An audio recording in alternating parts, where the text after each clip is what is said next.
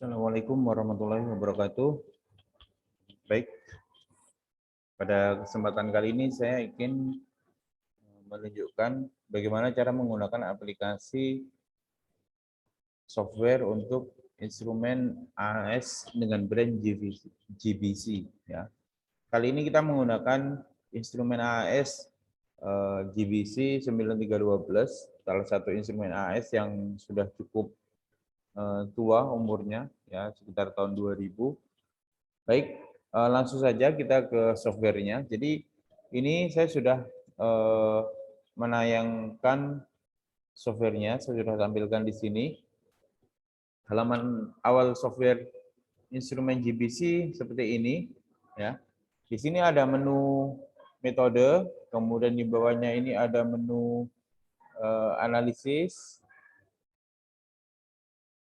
sampel, kemudian analisis, kemudian result, ya. Pertama kita mulai dari metode terlebih dahulu. Jadi sebelum kita membuat metode, kita harus memastikan bahwa lampu yang kita gunakan itu sesuai dengan logam yang akan kita analisa. Jadi lampunya sudah terpasang pada instrumen AAS-nya. Kemudian kita periksa di bagian instrumen, kita klik di sini, ya, kita klik di bagian ini, ya. Klik kanan, kemudian klik properties. Nah, kita isi di nomor 1 ini sesuai dengan lampu yang kita gunakan, lalu kita oke. Misalkan ini kita isi untuk analisa kalium, jadi saya isi K di sini, kemudian kita oke kan. Kemudian kita nyalakan lampunya. Ya. Lampu akan otomatis menyala ketika logam yang dianalisa sudah kita masukkan di bagian ini. Baik. Nah, kemudian kita masuk di metode. Kita membuat metode baru, ya. Kita buat metode baru, kita klik file new, ya. Kita buat metode, jika ada tulisan seperti ini kita klik no aja. Nah, kemudian kita pilih elemen yang akan kita analisa di bagian elemen. Ini kita klik kalium misalkan. Kemudian kita masuk di instrumen sini. Kita klik. Jadi metode itu ada beberapa menunya, mulai description, instrumen, measurement, dan seterusnya. Ya, seperti yang ditunjukkan di gambar berikut ini. Kemudian di bagian instrumen, lamp current atau arus lampu, kita tidak perlu rubah. Wavelength-nya kita pilih wavelength yang paling atas, karena ini adalah wavelength atau panjang gelombang yang paling sensitif. Kemudian slit width-nya kita tidak perlu rubah. Background correction tidak perlu kita nyalakan untuk panjang gelombang di atas 300. Kemudian di bagian measurement kita bisa memilih beberapa metode measurement mode, ada integration, peak height, peak area, dan running mean. Biasanya saya menggunakan integration atau running mean. Ya, kali ini kita coba pakai running mean saja. Ya. Jadi read time-nya atau pembacaannya waktunya kita atur kurang lebih 5 detik. Ya, time konstannya 1, presisinya 1. Ya, time konstan bisa kita buat juga 2. Oh, sorry. Maksimal 1. Jadi kita isi maksimal 1. Kemudian kita klik calibration. Calibration kita selalu menggunakan metode linear least square. Ini selalu gunakan metode linear least square untuk kurva kalibrasi, yaitu dengan persamaan Y sama dengan A plus BX. Kemudian konsentrasinya kita atur miligram per liter. Kemudian desimalnya kita atur 4 desimal. Calibration failure kita buat R kuadrat dengan limit 0,95. Ya, jadi jika nanti kurva kalibrasinya di bawah 0,95 maka dia akan stop. dia otomatis akan stop. Berarti larutan yang kita buat itu kurang bagus, ya, kurang presisi. Kemudian kita zero before calibration, ya, kemudian auto save method, ya. Kemudian kita masuk di konsentrasi standar. Kita gunakan 5 standar. Jika kita ingin menambahkan standar sampai 5, kita tinggal klik sini, add row, 1, 2, 3, 4, 5. Ya, kali ini kita coba pakai 5 standar dengan konsentrasi standar 0,1. Kita gunakan titik ya, jadi 0,1, 0,2, 0,25, kemudian konsentrasi standar 2 kita buat 0,2 saja. Kemudian 0,5.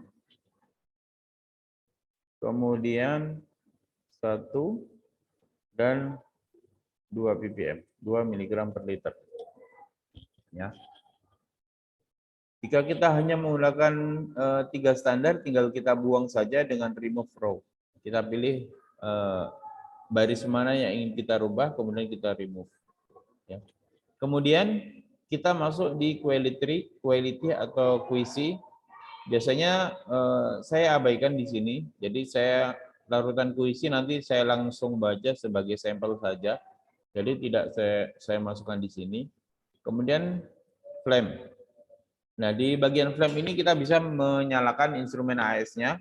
Jadi kita nyalakan terlebih dahulu, kemudian kita klik optimize. Ya.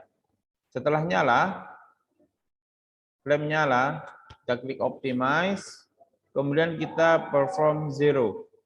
Kita perform instrumen 0. Ya. Seperti ini. Kalau sudah, di sini biasanya jarum akan bergerak, tapi kita pastikan bahwa pergerakan jarum itu cukup stabil dan absorbansi di sini mendekati nilai 0. Ya, kita perform 0, lalu kita close. Nah, ini metode sudah selesai, kita bisa save as metode. Oke, metode kali ini saya akan save di folder, kita buat folder baru. Kita buat folder baru, tes AAS. Baik, kita beri metode analisa AAS logam kalium. Ya. Jadi usahakan memberi nama metode itu dengan nama logamnya dan ada tanggal kita melakukan analisa. Sebaiknya seperti itu. Oke, save. Nah, kita sudah save. Selanjutnya kita masuk di sampel. Nah, di sampel kita bisa menambahkan beberapa row. Kali ini kita membaca standar, jadi kita klik di sini, double klik, lalu kita pilih calibration, ya, kita checklist. Ya, jadi saya ulangi, di sini kita klik atau kita enter, lalu akan muncul seperti ini. Kita pilih calibration, ya, kemudian kita checklist, ya. Jadi pembacaan pertama itu selalu kita baca kurva kalibrasi. Kemudian kita klik sampel, ya, sampel. Kemudian kita beri nama, misalkan di sini sampel susu, Simplo.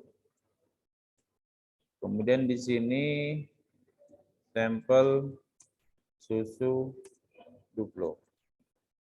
Selanjutnya kita baca larutan QC, misalkan QC kita yang kita gunakan 1 mg per liter. Nah, misalkan ini kita terlalu banyak nih, kita hapus saja.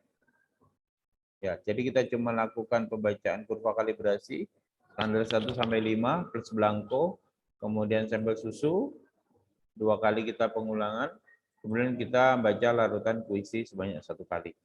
Nah, kalau sudah, kita lanjut, kita bisa save as ini sebagai sequence ya, atau sequence ya, atau kita beri nama sequence analisa susu.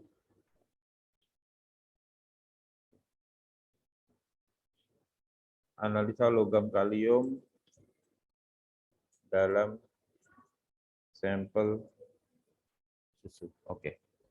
Jadi pastikan nama logamnya ada, kemudian nama sampelnya ada. Kita save. Oke. Kemudian kita masuk di analisis. Ya. Analisis tidak usah dirubah, kita tidak perlu rubah. Ya. Kemudian kita masuk di result. Nah, di result ini kita bisa membuat result baru dengan klik file, new result. Nah, di sini kita beli nama hasil analisa kalium, logam kalium dalam susu. Kita beri nama analis. Misalkan analisnya Nur Wahid, maka saya beli nama Nur Wahid. Tanggalnya 06 bulan 6 2022. Oke. Saya buat seperti itu. Nah, kemudian kita bisa mulai lakukan pembacaan. Jadi kita masukkan pipa kapiler ke dalam sampel. Baik, kita masukkan terlebih dahulu. Kemudian kita klik start. Kita bisa auto zero, kita klik start.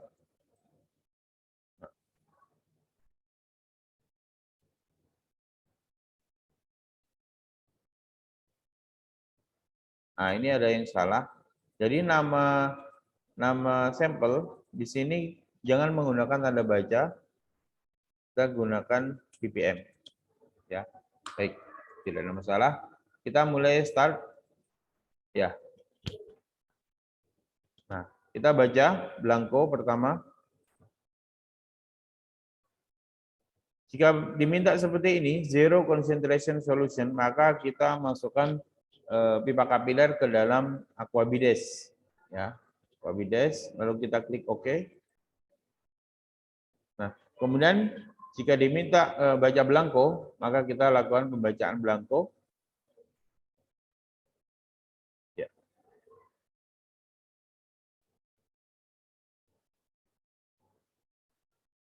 Oke. Kemudian kita masukkan standar 1. Kita masukkan standar 2. Kita masukkan standar 3. Kita masukkan standar 4. Kita masukkan standar 5. Nah, di sini ada peringatan bahwa calibration fail. Ini tandanya R kuadrat kita kurang bagus, ya. Jadi R kuadrat kita kurang bagus, sehingga hasil analisa kita tidak gagal, ya. Nah, jika terjadi seperti ini, maka kita harus mengulangi pembacaan dari awal. Nah, misalkan hasil pembacaan kita sudah selesai, kita bisa lanjut ke report. Ya. Ke report, kita klik calibration graph, ya, yang lain tidak usah. Ya.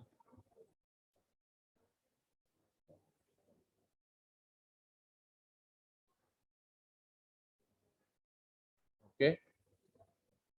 Oke.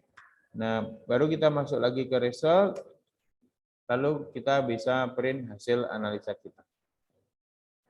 Kita print review, hasilnya seperti ini, lalu bisa kita print. Ya, kita print sesuai dengan printer yang akan kita gunakan. Ya, kita bisa pilih printernya sesuai yang kita gunakan, lalu kita klik OK. Bisa dulu. Oke, kurang lebih seperti itu cara menggunakan software instrumen GBC mulai dari membuka softwarenya, membuat metode, ya, membuat metode, kemudian kita membuat sequence pembacaan, urutan pembacaan, mulai dari calibration, sampel sampai QC, kemudian kita melakukan pembacaan, ya, di sini. Kebetulan nanti hanya demo, jadi fail. Tapi jika kita menggunakan instrumen yang bagus, larutan kita yang presisi, insya Allah hasilnya akan kalibrasinya bagus, kurva kalibrasinya bagus dengan R kuadrat yang bagus juga. Ya. Kemudian setelah dapat nilai result, kita langsung print saja, kita cetak dan kita pilih printer sesuai yang kita gunakan. Ya. Kurang lebih seperti itu cara menggunakan software instrumen GBC. Semoga tutorial yang singkat ini bisa membantu pada saat pelaksanaan UKOM. Oke, terima kasih. Wassalamualaikum warahmatullahi wabarakatuh.